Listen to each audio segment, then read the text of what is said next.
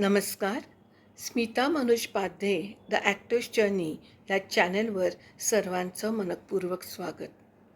मी स्मिता पाध्ये आज आपल्यासमोर वीर सावरकर यांच्या जयंतीनिमित्त काही बोलणार आहे. सर्वांनाच माहीत असलेलं नाटक सागरा प्राण तळमळला श्री मधुसूदन खालेरकर लिखित हे नाटक यातल्या काही तात्यांचा भाग मी वाचून दाखवणार आहे. तात्या म्हणजे अर्थातच स्वातंत्र्यवीर विनायक दामोदर सावरकर. विनायक दामोदर सावरकर यांचा जन्म आज 143वी जयंती 28 मे 1883 साली वीर सावरकर यांचा जन्म झाला. भारतीय स्वातंत्र्य लढ्यासाठी वीर सावरकर यांचे अद्वितीय योगदान आहेच हे आपण सर्वजण जाणतोच. स्वातंत्र्यवीर सावरकर यांच्याविषयी जनमानसात चर्चा व्हावी, त्यांनी केलेले काम, त्यांची विचारधारा, त्यांचे कार्य हे सातत्याने समाजात रुजत राहावं यासाठी बरेच संस्था किंवा बरेच नाटक मंडळी किंवा बरेच काही विभाग आहेत, ते अगदी मनापासून प्रयत्न करतात की कवितेच्या रूपाने सावरकर यांनी लिहिलेल्या पुस्तकांच्या विषयी बोलत किंवा त्यांनी त्यांच्यावर काही नाटकं जी आधारित आहे, जसं सागरा प्राण तळमळला आणि बरीच काही पुस्तकं त्यांची आहेत, त्या माध्यमाद्वारे आपल्या समाजात सावरकर यांचं काम आपल्या पिढीपर्यंत तर पोचलंच आहे, परत येणाऱ्या पिढीमध्ये सुद्धा त्यांचे विचार हे सतत येत राहो. त्यामुळे आपल्या हिंदुस्थानाचं जे काही मूलभूत आपली मानसिकता आहे, आपली विचारधारा आहे, त्याचा अभ्यास व्हावा आणि त्यांच्या विचारांचा विचार करून आपण आपल्या देशासाठी आपल्या परीने काय करू शकतो हे यांच्या सगळ्यांच्या चळवळीतून आपल्यापर्यंत पोचते. अर्थात त्यावेळी स्वातंत्र्य मिळण्यासाठी ह्या लोकांनी जे काही केलं ते तर अद्वितीयच आहे, पण त्यातून आपण काहीतरी वाचन करून तरी किमान त्यांचं काम आपण वाचून किंवा काही चित्रपटही निघतात, त्याद्वारे आपल्याला त्यांची कामंही समजतात. आपली मुलं, आपली येणारी पिढी यांच्यापर्यंत हे सगळं पोहोचावं, त्यामागचा उद्देश असू शकतो. स्वातंत्र्यवीर सावरकर यांच्याविषयी जनमानसात तर भरपूर काही आजकाल विचार आणि काम पोचत आहे. सागरा प्राण तळमळला या मधुसूदन खालेरकर लिखित अजरामर नाटकाचे 3 अंक आहेत आणि त्यामधीलच काही भाग मी तुम्हाला अगदी छोटे भाग वाचून दाखवणार आहे.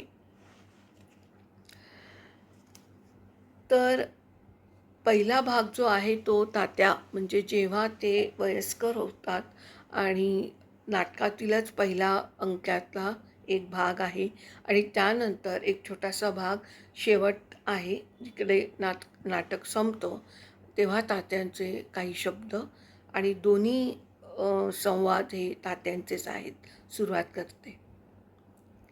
या मातीची लेकरं आपण, जन्मलो, जगलो, वाढलो या मातीतच, पण ही माती आज दुभंगली. आजच्या स्वातंत्र्याच्या आनंदाला एक गालबोट लागलं. फाळणीमुळं सांडल्या गेलेल्या निरपराध रक्ताचं कुणाला घाई झाली होती हे खंडित स्वातंत्र्य स्वीकारण्याची? माई म्हणजे तात्यांच्या पत्नी. माई, आज या स्वातंत्र्याचं स्वागत करताना एक वेदना सलते आहे मनात. आज स्वातंत्र्य सोहळ्यानिमित्त सारी पुण्यक्षेत्र गोळा झाली आहेत.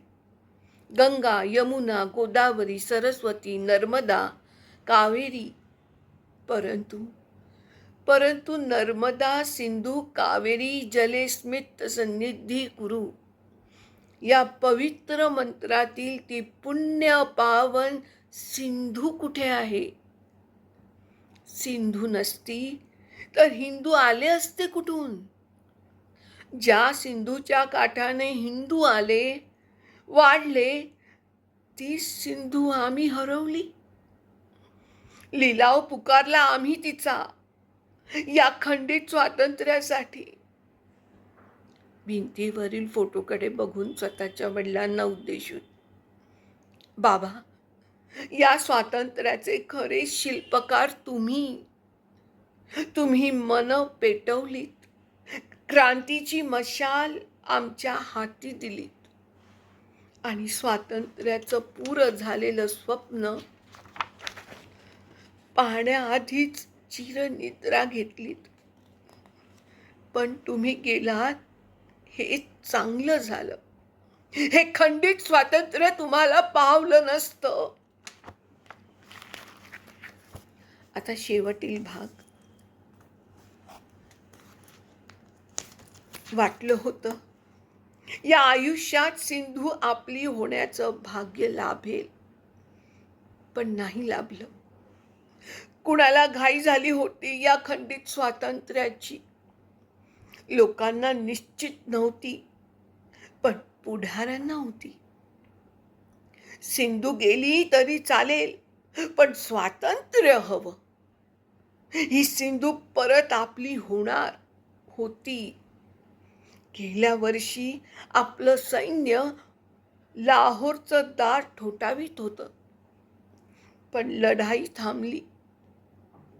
सैनिकांनी शर्थीनं जिंकलेला प्रदेश कच खाऊ पुढाऱ्यांनी लेखणीनं गमावला आणि सिंधूचं स्वप्न अपुरंच राहिलं. ही सिंधू आपली होईपर्यंत मी पुन्हा पुन्हा जन्म घेईन. तोपर्यंत मुक्ती मिळणार नाही माझ्या आत्म्याला. मुक्ती मिळणार नाही माझ्या आत्म्याला.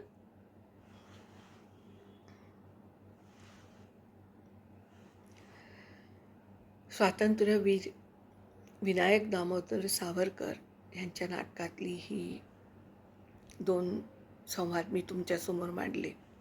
नाटक तर फार सुंदर आणि मोठं आहे, 3 अंकी त्या काळी लिहिलेलं. पण त्यातील हे 2 परिच्छेद मी घेतलेत. एक सुरुवात, जेव्हा पहिलं स्वातंत्र्य आपल्याला मिळालं त्यावेळी त्यांच्या मनात चाललेली खळबळ, हतबलता, आणि नाटकाच्या शेवटी जेव्हा ते मरणाच्या अगदी काठावर होते, आजारी होते, बिछाण्यात होते, तेव्हा त्यांनी जाता जाता उच्चारलेले हा शेवटचा संवाद.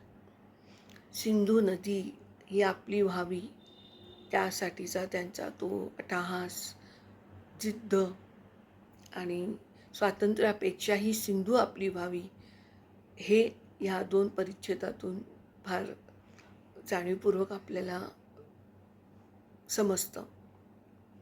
आणि खरंच ही सिंधू नदी म्हणजेच हिंदू, हे त्यांच्या बऱ्याच पुस्तकातून, त्यांच्या व्याख्यानातून आणि आपल्याला ऐकायला मिळतं.